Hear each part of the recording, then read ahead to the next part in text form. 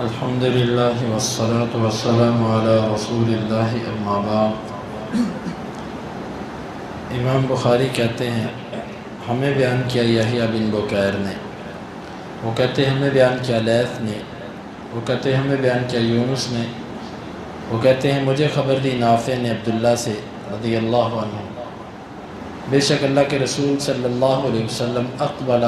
یوم الفتح من اعلی مکہ علی راحلتہ، آپ صلی اللہ علیہ وسلم مکہ تشریف لائے مکہ کے بالائی حصے کی جانب سے، مردفن اسامہ بن زید، آپ اسامہ بن زید کو پیچھے بٹھائے ہوئے تھے، ومعہ بلال ومعہ عثمان بن طلحہ من الحجبہ، اور آپ کے ساتھ اسامہ بن زید تھے اور آپ کے ساتھ بلال تھے اور عثمان بن طلحہ جو کہ کنجی بردار تھے، خادم تھے، حتی اناخ فی المسجد، یہاں تک کہ آپ نے اپنی سواری مسجد کے اندر بٹھائی، فامرہ ان یأتی بمفتاح، آپ نے حکم دیا کہ وہ چابی لے کر آئے، البیت بیت اللہ کی، ففتح، پس اس نے کھولا، وداخل رسول اللہ صلی اللہ علیہ وسلم ومعہ اسامۃ وبلال وعثمان، اللہ کے نبی صلی اللہ علیہ وسلم داخل ہوئے، آپ کے ساتھ اسامہ، بلال اور عثمان تھے، فمکث فیہا نہارا طویلا، آپ اس بیت اللہ کے اندر بہت دیر تک ٹھہرے رہے، ثم خرج، پھر آپ نکلے، فاستبق الناس، پس لوگوں نے دوڑ لگائی، ایک دوسرے سے آگے نکلے، فکان عبداللہ بن عمر اول من دخل، اللہ کے نبی صلی اللہ علیہ وسلم کے نکلنے کے بعد بیت اللہ میں سب سے پہلے جو بندہ داخل ہوا وہ عبداللہ بن عمر تھا، فوجد بلال براء الباب قائما،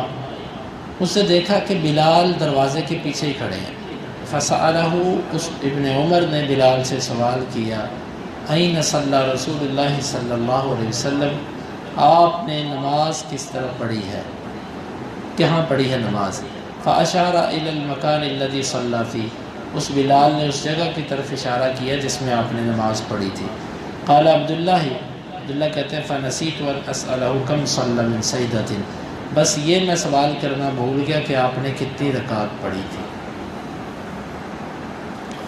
اس حدیث سے امام بخاری کا استدلال اور حدیث کی کچھ وضاحت، امام بخاری سے یہ ثابت کرنا چاہتے ہیں کہ اپنے پیچھے سواری پر کسی کو بٹھانا، آپ صلی اللہ علیہ وسلم تشریف لائے مکہ اور آپ کے پیچھے اسامہ رضی اللہ عنہ بیٹھے ہوئے تھے، یہ دلیل ہے کہ اپنے پیچھے کسی کو بٹھانا، سواری کو بٹھانا یہ جائز ہے۔ اب دوسرا حدیث کی تھوڑی سی وضاحت، یہ بات ہے فتح مکہ کی، آپ صلی اللہ علیہ وسلم نے جب مکہ فتح کیا تو آپ نے عثمان بن طلحہ کو بلایا، عثمان بن طلحہ یہ اس خاندان کا فرد تھا کہ جن کو قصی بن کلاب، اللہ کے نبی صلی اللہ علیہ وسلم کے بڑے دادا گزرے ہیں، کیونکہ آپ کا نسب قصی بن کلاب تک اس طرح ہے، محمد بن صلی اللہ علیہ وسلم بن عبداللہ بن عبد المطلب بن ہاشم بن عبد مناف بن قصی بن کلاب، یہ نسب ہے۔ تو قصی جو تھا یہ پورے قریش کے اندر ایسی حیثیت رکھتا تھا کہ اس کے فیصلے کو کوئی ٹالتا نہیں تھا، سردار آدمی تھا، بڑا آدمی تھا، اسی نے ہی قریش کو اکٹھا کیا تھا یہاں پر، اور سارے عہدے اسی کے پاس تھے۔ جب یہ فوت ہونے لگا تو یہ اپنے عہدے اپنے بیٹے عبد الدار کو دے گیا، عبد مناف کو نہیں دیے۔ جب عبد الدار کو عہدے ملے تو باقی بیٹوں میں سے کسی نے اس کے ساتھ جھگڑا نہیں کیا، نہ عبد شمس نے، نہ نوفل نے، اور نہ عبد مناف نے۔ عبد مناف ہوا جو اللہ کے نبی صلی اللہ علیہ وسلم کا دادا ہے۔ پھر جب یہ عبد الدار فوت ہوا تو اس کے سارے عہدے اس کے بچوں نے کہا کہ ہم لیں گے، تو پھر باقی بھائی کھڑے ہو گئے، ان کے بچے کھڑے ہو گئے، انہوں نے کہا نہیں، دادا جو تمہیں دے گیا تمہارے باپ کو دے گیا، بس دے گیا، اس کے بعد عہدے سب میں تقسیم ہو گئے۔ اس وقت بیت اللہ کی چابی اور بیت اللہ کی خدمت اور اس معاملے کی جو ذمہ داری ملی تھی وہ اس قبیلے کو ملی تھی، اور وہ چابی انہی کے اندر چلی آ رہی ہے، اور آج تک چابی اسی قبیلے کے افراد کے پاس ہوتی ہے بیت اللہ، کیونکہ اللہ کے نبی صلی اللہ علیہ وسلم نے ان کو چابی دی تھی، ان سے لی، یہ ڈر گئے کہ شاید اب ہمیں دوبارہ نہ ملے، آپ نے بلا کر انہیں ہی دی، اور آج تک چابی ان کی نسل میں ہے۔ تو آپ نے اسے بلایا، یہ آئے، اور آپ کے ساتھ آپ کے ساتھیوں میں سے اسامہ تھے اور بلال تھے۔ تالا کھولا گیا بیت اللہ کا، آپ سے سمندر تشریف لے گئے، لمبا وقت آپ نے بیت اللہ میں گزارا،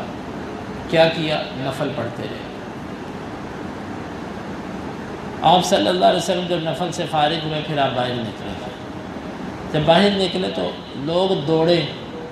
کہ بیت اللہ کھلا ہے، آج ہم بھی اس میں نماز پڑھیں۔ سب سے پہلے جو بیت اللہ میں داخل ہوئے وہ عبداللہ بن عمر تھے۔ عبداللہ بن عمر عبادت کے حریص تھے، اللہ کے نبی صلی اللہ علیہ وسلم کی سنت کی پیروی کے بہت حریص تھے۔ داخل ہوتے ہی دروازے کے پیچھے بلال کھڑے تھے، اس سے پوچھا کہ اللہ کے نبی صلی اللہ علیہ وسلم نے نماز کس جگہ پڑھی ہے بتاؤ؟ کہا ادھر پڑھی ہے، بس جا کے نماز شروع کر دی۔ پھر کہتے ہیں میرے سے یہ سوال کرنا بھول گیا کہ پڑھی کتنی ہے۔ دوسری روایت میں تھا 4 رکعت پڑھی تھی، تو وہاں پر عبداللہ بن عمر رضی اللہ عنہ نے نماز پڑھی۔ تو یہ ہے اس حدیث کی کچھ وضاحت، بیت اللہ کے اندر نماز پڑھنا۔ ابھی بیت اللہ کے اندر تو نماز نہیں پڑھی جا سکتی، وہ تو بادشاہوں کے لیے کھولتے ہیں، البتہ حتیم کے اندر اگر آپ نماز پڑھتے ہیں حجر، تو وہ ایسے ہی ہے کہ جیسے آپ نے بیت اللہ کے اندر نماز پڑھی۔ تو ویسے بیت اللہ کے اندر نماز پڑھنے کی اور باہر پڑھنے کی فضیلت کے اندر کوئی فرق نہیں ہے، کوئی ایسا نہیں ہے کہ بیت اللہ کے اندر جو پڑھے گا اس کو اتنی نمازیں اور جو باہر پڑھے اس کو اتنی، بلکہ وہاں پر 1 لاکھ کا اجر ہے حرم کے اندر، بیت اللہ کے اندر آپ جتنی جہاں بھی پڑھیں بیت اللہ میں 1 لاکھ ہے۔ لیکن جو عرب علماء ہیں، شیخ بن باز اور دیگر رحمہ اللہ، وہ کہتے ہیں پورے مکے میں، پورے مکے کے اندر 1 لاکھ ہے، واللہ اعلم بالصواب۔ تو یہ ہے حدیث،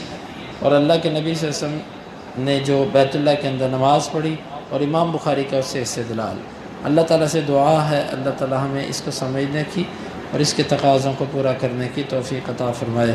اللہم انفعنا بما علمتنا وعلمنا ما ينفعنا وزدنا علما وآخر دعوانا ان الحمد للہ رب العالمین۔ حدیث نمبر 2988۔